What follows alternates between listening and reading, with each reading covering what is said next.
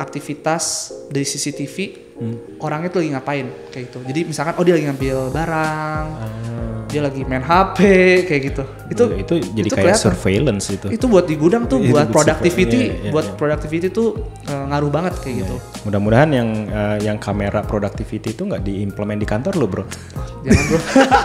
Nanti ketahuan ya. Postal Code itu emang bukan sebuah government ini ya. Inisiatif. Masa? Itu lebih ke shippingnya, lebih ke shipping initiative. Oh gitu. Yes, karena kita benar-benar melihatnya based on performance gitu. Jadi belum tentu kurir yang punya 5 fleet itu lebih jelek daripada yang lain gitu. Bisa aja mereka tuh lebih bagus bahkan. Only for a specific route dan harganya mungkin cukup oke.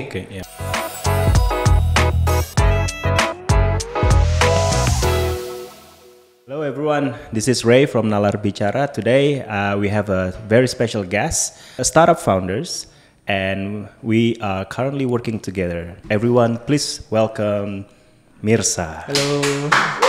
Hello. Thank you for coming. Thank you for inviting. Amazing, man. How's everything? Everything's good. Yeah. Good, challenging. Challenging, always. It's always the word for startup founders. Yeah. Challenging, good, gini-gini aja. Yeah, exactly. Hey, but I really want to know. First of all, let's talk about your background. What did you do before you started your startup company by Ship? So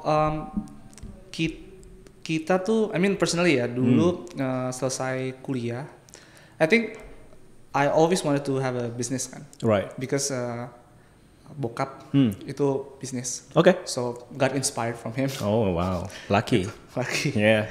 Ya terus I think tapi lebih ke ternyata kita tuh bisa buat bisnis, and then itu tuh ternyata jalan untuk membuat bisnis tuh adalah salah satu opsi gitu ya. Karena kan you can work, terus itu you can make a business, you can macam-macam lah. Cuman I think ngelihat bokap gue buat bisnis, terus dia memperkerjakan anak-anaknya, banyak orang, betul, kan gue juga suka diajak main ke kantor. Jadi kayak pengen nih. Yeah. Jadi udah waktu gue kecil tuh juga udah lumayan prep for it. Dibawa kayak gitu. Okay. Terus and then gue lulus kuliah, gue sempet kerja dulu. I think gue intern beberapa di startup company. Okay. Terus abis itu gue lanjut untuk kerja di one of the consulting firm setahun. Okay. Terus habis itu, are you the one who charge a lot of money for? Not that one. For a presentation, like a shiny presentation? Well, not that one, tapi satu kategori. Okay. Ya, karena kan waktu intern itu kerja di startup, it's a quite small system gitu kan. Jadi kenal semuanya, tapi kayak gue pengen cobain yang lebih kayak bigger company gitu. Gimana cara bisa masuk bigger company, and then kayak bisa ngeliat semuanya. And then kalau gue ngobrol-ngobrol, ya kalau mau kerja di consulting karena emang dia melihatnya dari atas kan. You see a lot of businesses on daily basis. Semuanya digapai lah. Gitu. Nah disitulah gue cukup belajar banyak juga dan bertemu dengan orang-orangnya juga. Nah setelah itu setahun gue sempat buat startup pertama gue, by the way. Ini by Shift is my second startup. Second startup. Okay. My first startup itu it's about ride sharing. Ride sharing, like a Gojek kind of thing. It's dulu tuh Grab punya namanya Grab Hitch. Okay. So it's mirip-mirip kayak gitu. Yeah. I think there's several juga. Kalau cuman kalau di kita waktu coba di Jakarta itu turns out it didn't work out. Okay. Karena kita mereka mesti kayak sharing the empty seats. The empty seats. Exactly. Dan konsepnya adalah gue kan kuliah di Bandung. Jadi bolak-balik Jakarta tuh cukup costly lah buat anak kuliah gitu kan. Terus gue ngeliat opportunity di mana ini banyak nih sebenarnya teman-teman gue ada yang bawa mobil, cuman kursinya kosong. Cuman at the same time gue mau pulang juga. I think that's the initial ideas of Uber, wasn't it? Or, I think so. Tapi mereka memang trying to utilize those empty seats Yeah, rather than kayak cuman satu. Bener, jadi bukan yang lebih one commercial order. gitu, Yeah, tapi yeah. lebih ke Ride ada sharing empty seats, gitu, yeah, yeah. makanya namanya ride sharing Yeah, gitu kan. Cuman sedikit susah ya membuat ride sharing gitu. Dan marketnya juga kita ngeliat Jakarta Bandung, terus habis itu kita ngeliat mana lagi ya, Jakarta Surabaya emang ada gitu kan. Jogja kayak gitu. Cuma di situlah kita mikir I think this is not a VC backed business. Karena kan kita juga kita mikirnya kayak kita mau buatnya startup nih gitu. Yeah. Kita mau buat yang gede gitu kan. Yeah. Jadi pas kita coba nge-tap marketnya segala macam, churn-nya gede banget. Akhirnya kita di akhir pembuatan my first startup itu kita tuh actually ngirim makanan Jakarta Bandung justru. Jadi kita ada semacam kayak inspired lah by GoFood, GrabFood gitu kan. Jadi kita ada intercity food delivery kita sebutnya. I see. Nah disitulah kita nemu challenge kalau logistics and then susah ya. That's gitu. becoming your idea of ByteShip. Betul. Okay. Dan situlah initially kita tuh emang mau kerjasama sama banyak logistik kan, karena kita perlu kirim-kirim sana sini dan optionnya harus banyak. And then at the time itu gue juga masih coding tuh. Jadi gue cukup hands on banget di codingannya. Terus gue merasakan betapa susahnya untuk bisa nge-koneksi atau nge-integrate gitu ya, all of this logistics company gitu. Nah disitulah kayak gue dan my co-founder Afra, di situ gue bilang, Fra ini bakal makan waktu lama banget nih untuk integrasi gitu kan. Soalnya ada kebutuhannya. Afra bilang, kita perlu integrasi ke sini karena punya kelebihan masing-masing. Gitu. Terus akhirnya kita buat dan disitulah kita sadar kalau the process is very painful. Dan I think everyone that wants to make a business will have the same problem. If they wanna connect with a lot of, benar. Jadi kalau misalnya mereka gue punya e-commerce, website e-commerce gitu kan, ya nggak mungkin dong gue nge-connectin satu-satu kan. Exactly. So that was the 5 years ago problem tuh buat gue, itu sangat-sangat painful. So it's like ini ya jadinya kayak ByteShip itu kayak payment gateway-nya tapi untuk logistik gitu ya. Exactly. So that's why we always call it shipping gateway. Shipping gateway, kayak gitu. Jadi kita semacam kayak payment gateway tapi kita shipping gateway yang connect multiple logistics option gitu kan. So the right now yang klien-klien lu itu berarti mereka engage sama lu sama ByteShip gitu ya, to get give their customers options gitu. Exactly, betul. For which one is the cheapest one, which one is the fastest one, kayak gitu ya. Which one is the fastest one, which one is the best one. Kayak which one is the most on time, kayak gitu. Itu juga kita kasih tahu. Gitu. I see. Karena I used to work for payment gateway kan. So I didn't understand before I started. I didn't understand the concept. Why would you need if there's a banks out there, right? Cuman it turns out kan kalau pemain-pemain gede nggak mungkin dong connect sama like a small vendors gitu kan. Benar. So it's the same, basically a similar concept, but it's for shipping. Betul. Excellent. Betul. Pretty much logistik itu kan kayak behind the scene kind of process gitu ya. Jadi do you have like a surprising insights that you learn while building ByteShip? Iya, kita tuh banyak buyer yang nggak tahu kalau misalkan belakangnya tuh ByteShip gitu ya. Exactly. We always that's behind the scenes gitu kan. Dan emang that's the point gitu kan. Karena ya emang customer kita yang pakai ByteShip we give them superpowers gitu kan. Jadi kayak especially di kondisi kayak gini, competing with each others itu benar-benar tough gitu kan. Dan business is also competition gitu kan. Of course. Jadi we always behind the scenes, dan I think the insights that we're getting itu adalah makin kesini the option it's getting more diverse ya. Lebih diverse, banyak ya, makin banyak banget jadi optionnya ya. Jadi ketika kita mulai ByteShip, we didn't realize kalau logistics di Indo tuh banyak banget. Sebanyak itu. Dan kayaknya nggak mungkin nggak bakalan kayak jadi makin sedikit kan, over time gitu. Benar. Karena kayak let's say you build a business and then you have a steady orders, Yeah. and then you will think, oh kayaknya gue bisa punya fleet sendiri deh kayak gitu. Yeah.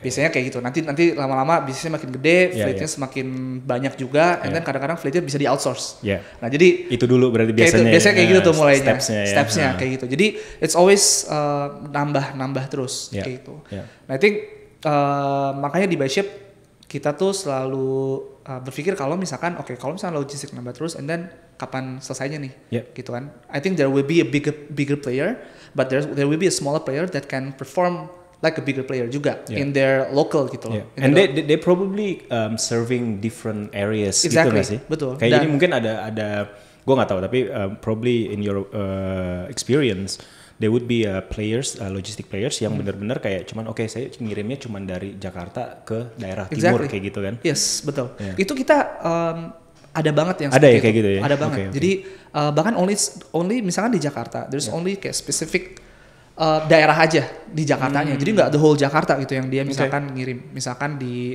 mall apa gitu, dia cuma ngirim dari mall ini ke mana kayak gitu. Itu ada yang kayak gitu.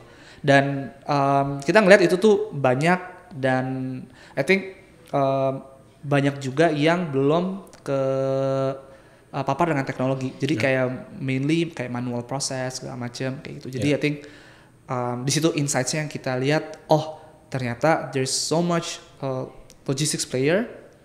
Mereka in terms of performance they do well. Tapi there's still they can be better gitu with technology gitu. Kayak misalkan trackingnya bisa lebih proper lagi, documentations kayak gitu, foto segala macam. I guess the first step from those niche players of logistics most likely on how they reach their customers, right? Yeah. Like maybe they reach the clients that you currently have, for example, gitu kan.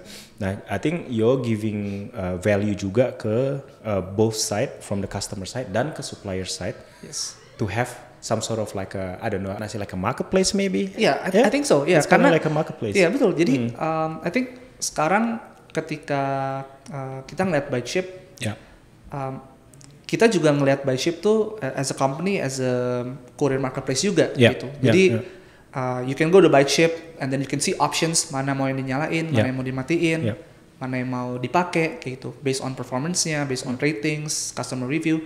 Nah, dan kedepannya tentunya terus akan kita tambah gitu ya. Karena kita benar-benar melihatnya based on performance gitu. Jadi belum tentu kurir yang punya 5 fleet itu lebih jelek daripada yang lain gitu. Bisa aja mereka tuh lebih bagus bahkan. Only for a specific route, dan harganya mungkin cukup oke kayak gitu. Jadi itu yang insights yang menurut gue lumayan kayak sebuah revelation gitu ya. Kalau ternyata ini bisa loh. Dan ternyata yang interesting adalah our customer they open to use it gitu. Mereka terbuka untuk mau cobain deh kayak gitu. Try new vendor gitu ya. Exactly gitu. Jadi especially di BuyShip ya. Karena I think our screening process, kayak our performance tracking segala macam itu tuh emang benar-benar kita sangat-sangat objektif. So that's the value that you provide ke both side gitu. Betul. Jadi kayak kita ngerekomen beberapa yang ini yang bagus nih based on bla bla bla bla kayak gitu. And then customer kita mereka mencoba gitu kan. Habis itu mereka mencoba, suka, dan lanjut aja kayak gitu. Okay, that's cool. Gitu. Now, BuyShip ini kan beroperasi di negara Indonesia ya, negara tercinta Indonesia nih kan. Lovely country. And with so many islands gitu kan. What's the biggest issue in logistics that you see so far? This is interesting. Jadi ketika kita ngelihat Indonesia, kita punya 17.000 island ya, jadi emang gede banget. Dan kalau misalkan logistics itu sebenarnya ada yang namanya Logistics Performance Index, LPI. Itu made by World Bank. Jadi dia tuh nge-track performance logistik in each country gitu. Nah itu tuh basically dia nge-track based on ada customs, misalkan untuk export import, terus ada tracking, terus juga ada tracking and monitoring, terus juga ada timeliness. Timeliness tuh seberapa tepat kirim barangnya. Segitu detailnya ya? Segitu detail. Jadi dan kalau nggak salah ada 6 poin. Jadi ada 6 poin itu ya. Jadi ada timeliness, track and trace, customs, trade, infrastructure juga termasuk. Kayak gitu. Nah, I think Indonesia in general we still masih harus lower in the kita masih harus bekerja keras di situ. Karena our logistics spend is quite high in the GDP kita gitu ya. I think kita tuh spending logistics tuh kayak 14%, 15%. Oh wow. Gitu. Jadi of the GDP. Iya, jadi kalau dibandingin sama country lain tuh kayak US itu di 8% gitu. Terus beberapa Southeast Asian country juga. And what's the biggest problems yang happen yang making the percentage higher gitu? Jadi kalau misalkan dilihat dari LPI-nya emang Indonesia tuh kita cukup di tengah-tengah di semuanya. Infrastructure-nya di tengah-tengah. Not the best but not the worst not juga. Not the best, not the worst juga. Tapi I think that's the uniqueness of Indonesia, which I love juga. Karena we are a country of islands gitu kan. Siapa lagi yang punya negara isinya air gitu kan. That's a challenge juga. So I think the approach here has to be different.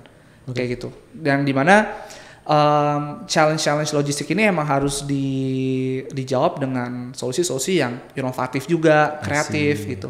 Jadi misalkan kita tuh ada pengiriman, kita pernah mengirim ke sebuah tempat yang kesananya harus pakai perahu. Oh wow. Iya. Like perahu getek gitu. Iya.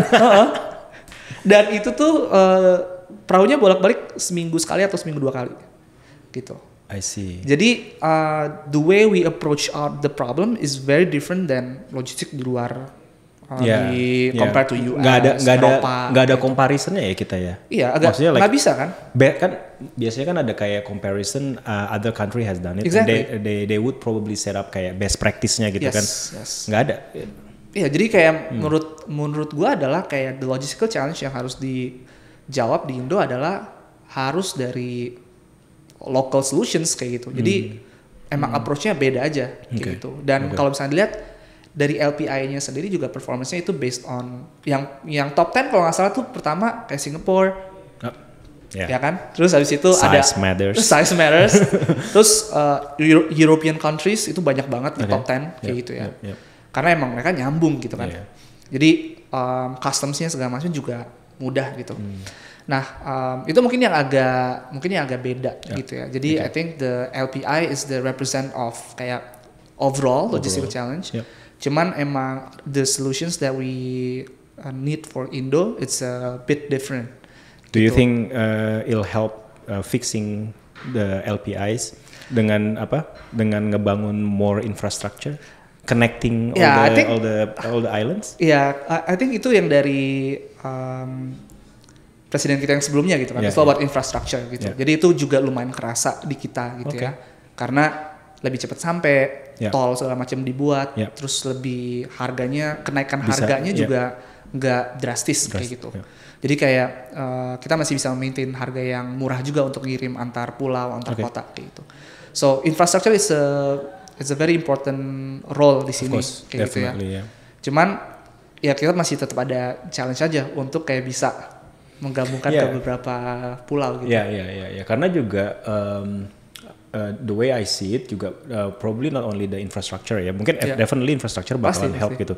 Cuman kayak persebaran populasi mungkin ya, itu yang nggak imbang gitu kan. Betul. I think sekarang yang Byship lagi solve itu adalah kayak gimana kita tuh cukup banyak pengiriman yang retur tuh jadi kalau misalnya kirim barang terus tapi dibalikin lagi. Gitu. Returnya tuh cukup tinggi. Nah itu tuh banyak banget karena misalkan salah alamat, rumah tidak ketemu. I mean it's a simple problem sebenarnya ya. Kayak rumah nggak ketemu, kok rumah bisa nggak ketemu gitu. Apakah alamatnya yang kurang salah, jelas atau rumahnya masuk gimana kayak gitu. I think we still have a problem di situ juga. Kayak yang dimana jangan kan di daerah-daerah di Jakarta juga masih banyak kan. Di Jakarta juga masih banyak. Bahkan returnya tuh juga ada yang di Jakarta kayak gitu. Jadi seberang toko kacamata, Mas. Betul, seberang warung apa gitu kan, seberang masjid ini kayak gitu. itu sering terjadi. Jadi I think bahkan sebelum infrastruktur kita tuh masih kayak ada alamat atau nama jalan itu tuh yang emang perlu dikerjain kayak gitu. Yang lagi kita kerjain di Byship tuh sekarang kode pos. Kode pos. Postal code. Jadi betapa pentingnya sebuah country itu punya postal code yang reliable gitu. Karena karena postal code tuh kita memetakan semuanya kan. Satu negara kita punya peta. Ini area ini kode posnya sekian. 12560 Cilandak gitu. Exactly, betul. Kayak 12 sekian itu di mana kayak gitu. Jadi itu tuh penting banget. Dan challenge-nya di Indonesia adalah kayak kita aja kan kemarin tuh baru ada pemekaran dan provinsi kita kan berkembang. Yang tadinya 33, 34, sekarang 38 kayak gitu kan. Dan di situ ada lagi tuh kode pos terbelah lagi kayak gitu kan. Jadi kayak punya kode pos yang reliable itu tuh sangat ngebantu untuk bisa tahu nih harus kemana kayak gitu. Nah cuman ini jadi challenge di kita juga gitu ya, karena kita tuh sekarang kalau misalkan in terms of shipping kita tuh masih depend on nama kecamatan kayak itu.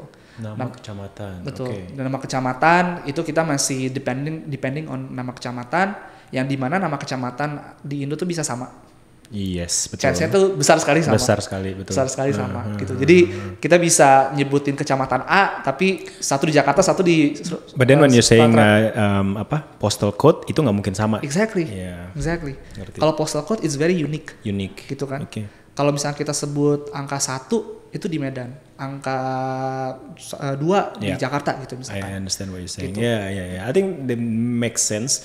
Tapi the worst thing is that biasanya gue kalau misalnya nulis anything kayak application form kayak gitu-gitu, postal code yang paling terakhir nggak diisi. Ditanya, betul. Jadi itu juga uniknya kita kan. Jadi postal code itu emang bukan sebuah government ini ya. Initiative. Masa? Itu lebih ke shippingnya, initiative. Gitu. Yes. Jadi kalau misalkan bentar, shipping initiative tapi private, biasanya private, abis itu nanti di-adopt sama didukung kayak gitu. Yes, kayak gitu. Gue pikir kayak Pos Indonesia gitu yang they started it. Pos Indonesia emang started it, mereka yang buat. Mereka yang buat, Mereka yang buat gitu kan. Mereka yang buat all the postal code 19 I think gue sempat ketemu sama yang buatnya justru. Gitu, gue sempat ngobrol gimana cara mereka nge-approach postal code-nya kayak gitu. Dan itu pun masih itu postal code tahun 1970-an 80-an gitu ya. Baru mulai gitu. Jadi Pos Indonesia aja tuh udah 200 tahun gitu kan. Tapi postal code-nya tuh baru dibangun tuh belakangan ini gitu. Jadi kayak nggak lama banget lah kayak gitu. Nah, itu tuh emang sebenarnya postal code ini tuh cuman dipakai untuk ya Pos Indonesia aja kayak gitu. Jadi kalau misalkan kirim pakai Pos Indonesia gitu, itu postal code needed gitu. Cuman kalau misalkan kirim pakai beberapa kurir lain, itu postal code biasanya nggak disebutin juga nggak masalah. Kayak gitu. Yang penting ada provinsi, kota, kecamatan, itu udah cukup. Kayak gitu. Nah jadi bahkan the courier itself they don't adopt postal code kayak gitu. But then you mentioned that postal code itu inisiatif dari private logistic companies. Yes, biar dimulai dari situ karena kan sebenarnya untuk kirim itu kan kode untuk ngirim barang ya kan. Makanya namanya postal code. Ya, makanya so the logistics companies ini mereka kayak jadi going together and then decide ini kecamatan yang ini postcode-nya segini gitu. Nah, itu yang berbeda di Indo. Kita tuh sedikit bergerak sendiri-sendiri. Kayak gitu. How surprising. Jadi, ya itu. We need to work on that. Makanya Byship lumayan banyak. Surprise. Gitu. Jadi kita juga ada tuh nge-standardize all of the area, nge-standardize. Kurir yang ini menganggap kecamatan ini tuh adalah kodenya sekian, tapi kurir ini menganggap kecamatan kodenya sekian. But then there's always like some guy or some company yang memang that's the gold standard gitu. Ya udah gue pakai yang ikutin dia aja deh gitu. Nah, I think right now tuh belum ada yang standard. Gitu. Jadi di Indo kita tuh belum ada yang standard. So that's why we are pushing ke arah sana kayak gitu. To have something that is standardized. But then you said it's not a government initiatives. That's gonna be making it a lot harder. Exactly. So I think that's the That's the really challenge. Yeah, really jadi emang I think the goal here is to make the government to help us di sana kayak gitu. Karena it has to be dari government. Pasti. Untuk bisa huge initiatives. Yeah, it's a long way. It's a long way. But I think it's necessary untuk dilakuin. Dan juga kayaknya nggak terlalu related to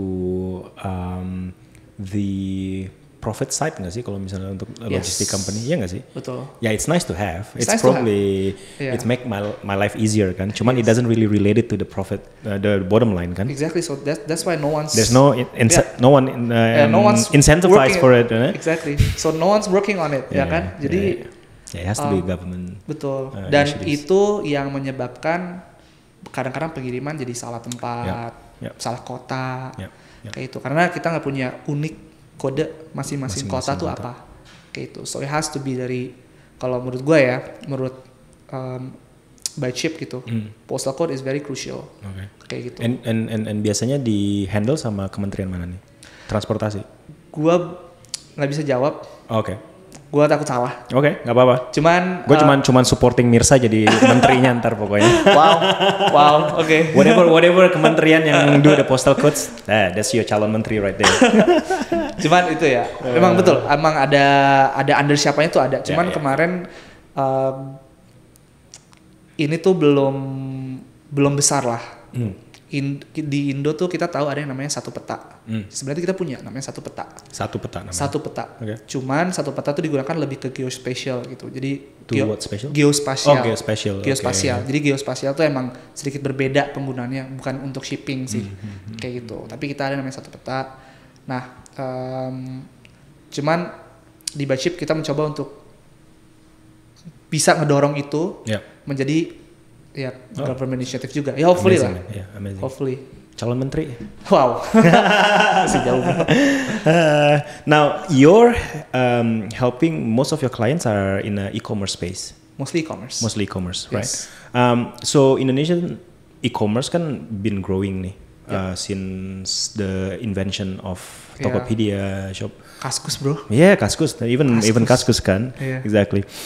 Jadi ketahuan ya. Kaskus. Gen Z mana tahu Kaskus. But it's been a way of people shop these days, right? Yeah. They have another options on how to get stuff online, gitu kan? Yes. How does ByteShip to stay ahead of the curve nih, to meet the business and the customers' needs? Ya. Jadi e-commerce itu growing and it's growing very fast. Yes. Ya kan? Yep. Kayak e-commerce is growing very fast. Dan kalau misalnya kita ngelihat tren-tren dari e-commerce, pertama kita mulai dari forum, ya kan? Terus mulai ada mulai dari forum, terus mulai pelan-pelan ada aturannya. Yes. Terus habis itu mulai ada marketplace gitu kan. Habis dari marketplace ya kita ada OTA gitu ya. Terus dari marketplace mulailah ada beberapa bisnis yang ke-build because of marketplace juga gitu kan. Maksudnya business enabler gitu ya. Sebutannya tools yang nge-support the marketplace. Which is like what ByteShip is. Exactly, right? Betul. Nah, di sekarang tuh kita ada di next phase-nya dari e-commerce lah, yang dimana marketplace udah established sekarang. Sekarang tuh lagi lebih kayak tools yang support gitu ya. Dan sekarang tuh justru trennya adalah kita beberapa seller kita tuh brand dia tuh udah mulai untuk bikin website sendiri kayak gitu. Yes. Jadi lessen ketergantungan dengan marketplace. Jadi sekarang tuh kita udah di next phase yang dimana the brands or the merchants realize that having their own presence, their multi-channel presence itu penting banget. Penting banget ya. Kayak gitu. Misalkan nggak melulu tergantung sama marketplace. Exactly. Jadi mereka punya website, mereka punya marketplace, some brands mereka bahkan punya offline stores. Gitu. Jadi needs itu tuh semakin banyak juga. Kayak gitu. I think where's ByteShip positioning ourselves itu tuh kita we always positioning ourselves as the shipping and also di fulfillment kayak gitu ya. Shipping and fulfillment. Jadi kita selalu ngebantu di bagian operasional yang di belakangnya gitu. Kita nggak bantu di bagian marketing atau menjual apa, itu kita nggak jago di situ. Biasanya kita partner. Tapi we excellence at the post purchase kita bilangnya. Jadi setelah customer bayar, udah beli, itu kan semuanya operations ya kan. Customer beli, barang harus disiapin segala macam. I guess from the time they're about to do checkout kan mereka pasti pilih shipping optionsnya dulu kan. Betul. And then from then to the sampai barang nyampe, that's your that's our job gitu. Jadi kita mulai dari situ. Nah, kita fokus di situ, dan I think challengingnya sekarang adalah the fact that is multi-channel yang demand-nya jadi salesnya ya. Sales channelnya. Jadi ada di website Instagram, dari TikTok gitu-gitu. Instagram, TikTok, all the marketplace, website sendiri. Jadi brand itu juga harus bisa mengadopt new social media, terus ada new sales channel gitu, karena ya dari brand sendiri kan harus mencari customer-nya di mana gitu kan. Mereka jualan ke customer, misalkan customer-nya ada di social media, ya we have to reach out to the social media gitu kan. Jadi kan at the end of the day retailer sekarang, ngomongnya retailer ya, maksudnya banyak retailer sekarang, mereka mesti find their di mana sales channel mana yang the best place to sell their product. Exactly. The best way to pay, and then the best way to deliver gitu. Exactly, kan? betul. And the options are like basically endless. Bener. Jadi dan ini juga bukan berarti let's say if the brand misalkan TikTok works misalkan, it doesn't mean that 1 year later TikTok still works for them. Exactly. Kayak gitu. It's still a dynamic. Betul. So it's still changing. Betul. Dan it depends again on their campaign, on what story that they want to bring. Gitu. Jadi market positioning. Jadi banyak yang harus mereka pikirkan, consider di sisi itu kayak gitu. Dan disitulah sekarang challenge-nya juga ya makin banyak nih optionnya, makin banyak juga. Kita punya marketplace aja kita cukup banyak gitu kan. Jadi I think yang dilakukan by Ship adalah we always want the brand to have a peace of mind di logisticsnya. Karena logistik itu hal yang tidak yang selalu dikebelakangin lah bagi brands kayak itu. Karena brands tuh they need to focus on selling. Building the best product, building the best story for the product gitu kan. Maybe shipping second thought after payments gitu. Exactly. Benar-benar. Payments dulu kan. Karena ada beberapa channel yang nggak perlu shipping sebenarnya. Kalau misalkan do offline stores, shippingnya bulky gitu kan, taruh offline stores-nya, habis itu nggak perlu ada shipping lagi gitu kan. Jadi shipping tuh kesekian, kayak gitu. Shipping tuh kesekian. Cuman ketika ada sales yang gagal karena shipping, wah itu lumayan crazy, lumayan menjengkelkan lah bagi mereka. Shouldn't brands be considering shipping as important as payment channels? Karena like you can reach out people in different different cities gitu kan? Betul. So ini yang kita lihat juga sih. Kalau misalkan emang it depends on the priority dari brandnya juga. Kalau misalkan emang ada beberapa brand yang emang dia tuh mau tipenya explore gitu ya, open a new market, coba market A, B, C itu ada. Kota ini, kota itu. Betul, kota ini, kota itu, ada yang seperti itu. Ada yang just want to stay on the community aja kayak gitu. Misalkan Jakarta, Bandung kayak gitu. Itu ada juga. Ada yang cukup open tuh kayak buka di Southeast Asia.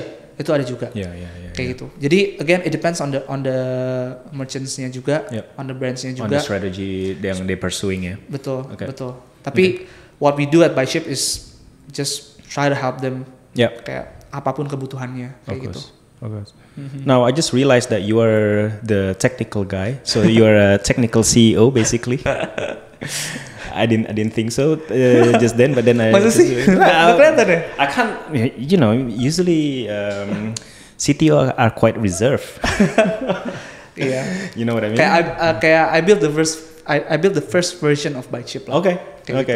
So now when you build the first version of ByteShip, do you have like a vision like how technology can help making shipping more accessible? Yes, that's what I find interesting juga dulu. Jadi kayak ketika kita buat versi pertamanya ByShip, kita ngelihat the gap is still very very high gitu ya. Jadi kita ngelihat banyaknya gap antara logistik di Indonesia dengan website penjualan yang dipakai sama brand nih kayak gitu. Jadi kita ngelihat bahasa pemrogramannya aja beda, cara developmentnya juga beda.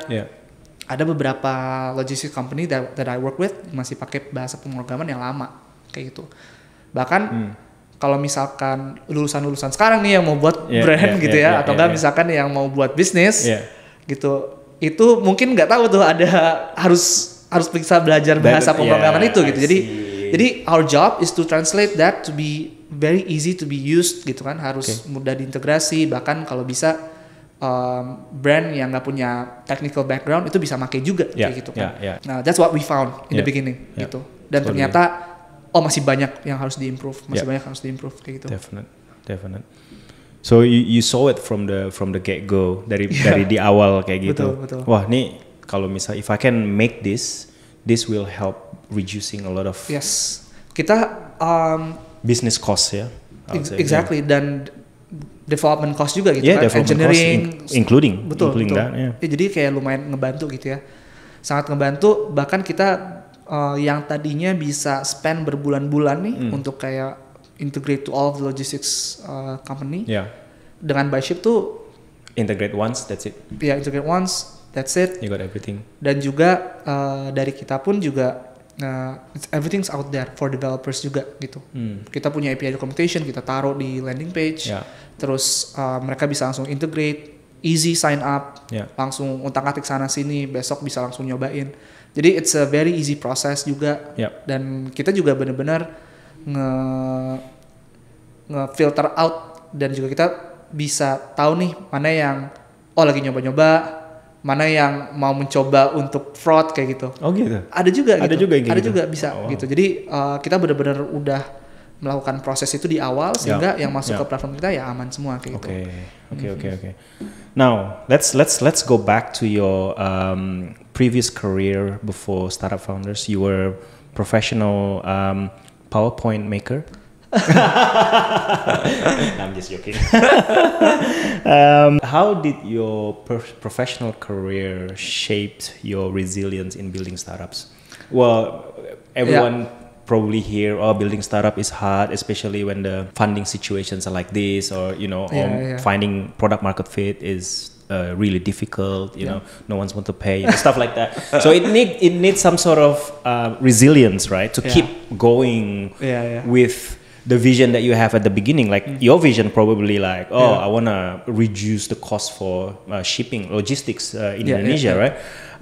But well, aside from your you mentioned that your dad was a business person, and how does that shape your resilience in keeping startup alive? Jadi ByShip tuh sekarang kita udah masuk tahun ke 5. Tahun ke-5. Okay. Jadi itu udah cukup tua sebenarnya bagi startup. Gitu ya. You need to have a good partner. Itu penting banget. So me and Afra kita duo combo gitu ya. Kita kerja sendiri-sendiri. Tapi apa yang kita kerjain it's always for ByShip. Kayak gitu. Jadi kayak I try to bring the best product out of ByShip. Afra try to bring the best customer experience gitu. Exactly. Jadi partner itu penting banget. And then selain the partner business juga your friends kayak stressnya. Jadi kalau misalnya apa, friends tuh ngebantu banget gitu ya. Di waktu kosong bisa main, ada temennya.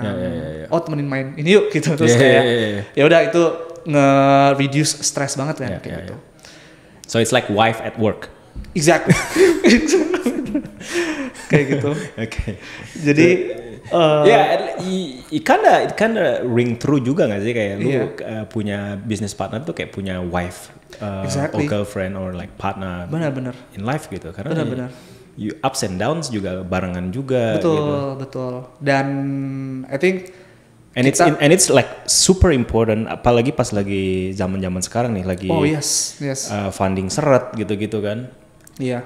Sekarang tuh I think the thing is we always talk about it, gitu kan. Yeah. And we always try to be honest to each other juga gitu kan, kayak your product crap gitu. Iya, exactly itu penting banget gitu. Itu penting banget karena kadang-kadang ada yang nggak enak gitu kan. Tapi kayak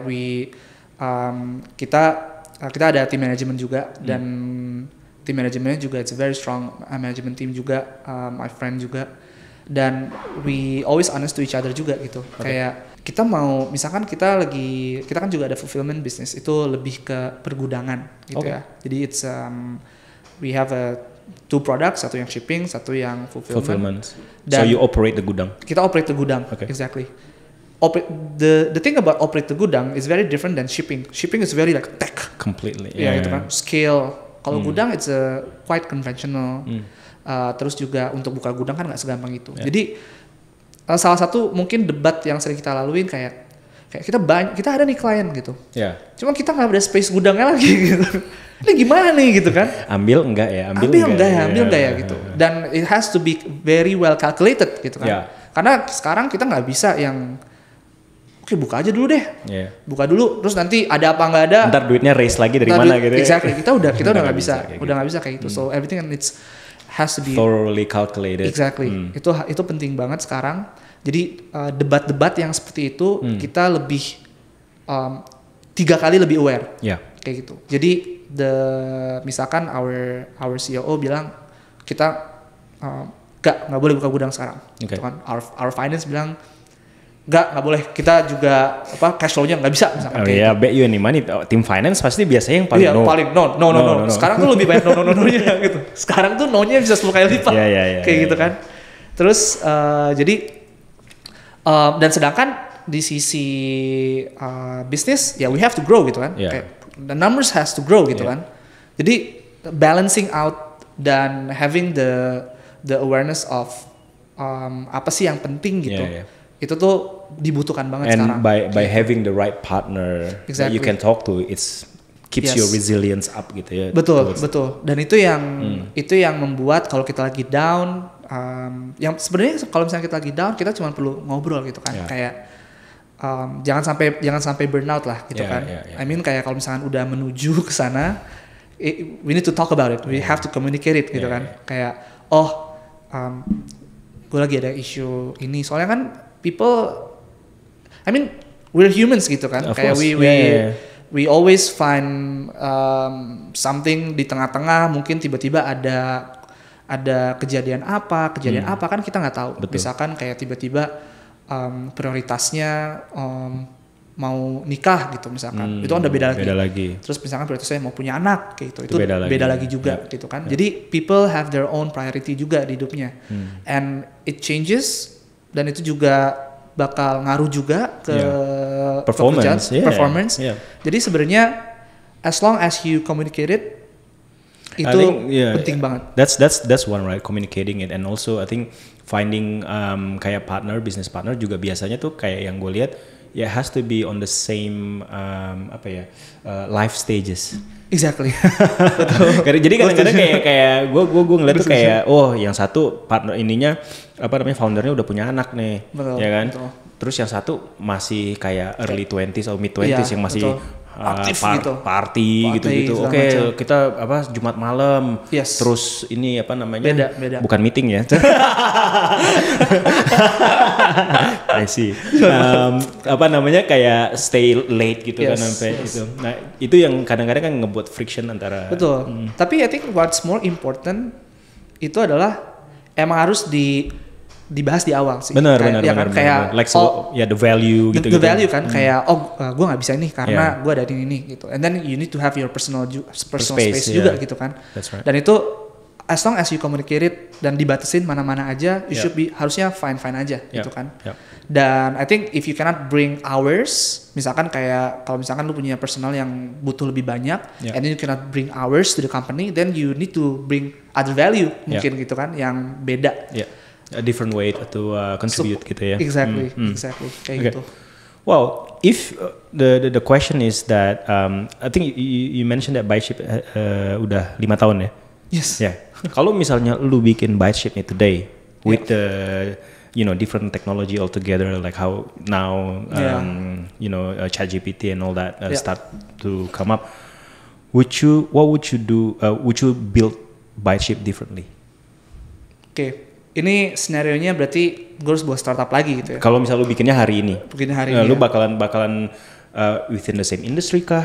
Atau lu bakalan, kayaknya gue bakalan different industry, atau cara gue nge-buildnya tuh gak bakal kayak coding satu-satu lagi gitu kan. Iya. I think mungkin kalau dari segi development, it's totally different. It will be very different. Yep. Karena sekarang the e-commerce is growing very fast, tapi the technology is growing faster gitu. Faster than the market itself. The market itself kayak gitu. Jadi bahkan the technology company is trying to adopt kayak new ways juga gitu. That's kan. Right, yeah. Teknologi kan it's all about innovations gitu kan, disruptions gitu. Jadi selalu aja ada yang baru. Tiap tahun pasti ada yang baru gitu. Okay. Apalagi kalau di developer community tuh pasti ada aja hal-hal baru yang bermunculan kayak gitu. Dan I think the one that it's changing everything sekarang itu adalah AI gitu ya.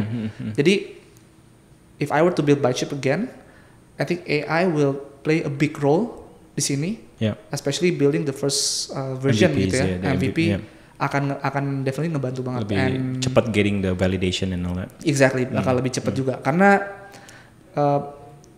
gue sempat mikirin dulu kalau misalkan kalau misalnya gue punya AI ini dulu ketika gue buat versi pertama, itu bakal cepet banget sih kayak gitu. Itu bakal mengubah. Will cost a lot less. Developmentnya juga bakal lebih cepat. Iterationsnya juga bakal lebih cepat. Customer feedback segala macam bisa diproses lebih cepat juga.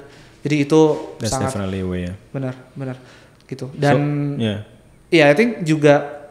Tapi kalau misalkan kayak if you're asking me to build another one, kayaknya I need to think twice. Karena udah capek ya? Susah bro. Capek ya? Susah bro, kayak gue nggak kira bakal susah ini kayak gitu. Jadi lebih susah daripada kerja consulting. Bro. Gila ya. Gila. Berarti udah nggak perlu di answer. Lebih susah ternyata. But it's journey on itself lah. I'm sure it's a lot more rewarding.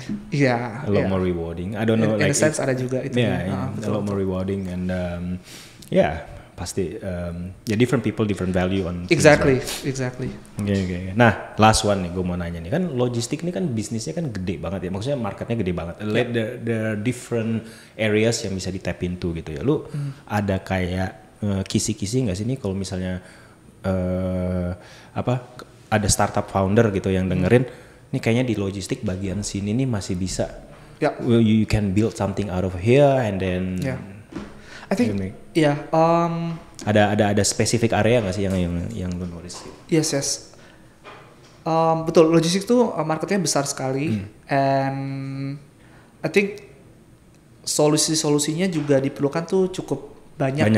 Banyak. Bahkan sesimpel kita kalau di gudang tuh ada namanya barcode, barcode yang ada kotak-kotak gitu. Sekarang tuh bahkan sesimpel teknologi barcode via handphone. Barcode via handphone, Iya, bisa generator gitu. Iya, maksudnya nge-scan barcode-nya tuh pakai HP, kayak gitu. Itu tuh masih belum banyak. Banyak, cuman nggak cepet gitu. Karena kalau HP tuh harus kayak di peraba dulu gitu kan, kayak dipasin kayak gitu. Jadi berarti lebih ke teknologi yang ngebantu area pergudangan gitu ya. Area pergudangan. I mean di shipping juga perlu juga. Nyambung juga, itu tuh nyambung. Tapi ini yang lagi ku contohin yang gudang. Gudang, Jadi sebenarnya banyak yang bisa banget diekspor gitu. Dan bahkan kita belum sampai di level yang ada AI, robotics dan segala macam ya. It's not a new idea kan? Bukan, it's not a new idea, bukan. Cuman kayak in Indo I think it's not necessarily needed gitu. Jadi we need not necessarily needed. Iya. Karena I think it's quite different ya dari yang market-market di luar gitu. Tapi I think ada part yang emang kita bisa mengimplementasi seperti itu. Cuman sebenarnya nggak harus segitunya kok kayak gitu. Itu bisa kayak gitu. Dan kita tuh justru butuh solusi-solusi simple yang it's not always the high tech solutions that wins the day kan. Betul. Kadang-kadang tuh kayak solusi yang udah ada kayak dari 5 tahun 10 tahun yang lalu. Yang penting diimplementasiin aja gitu.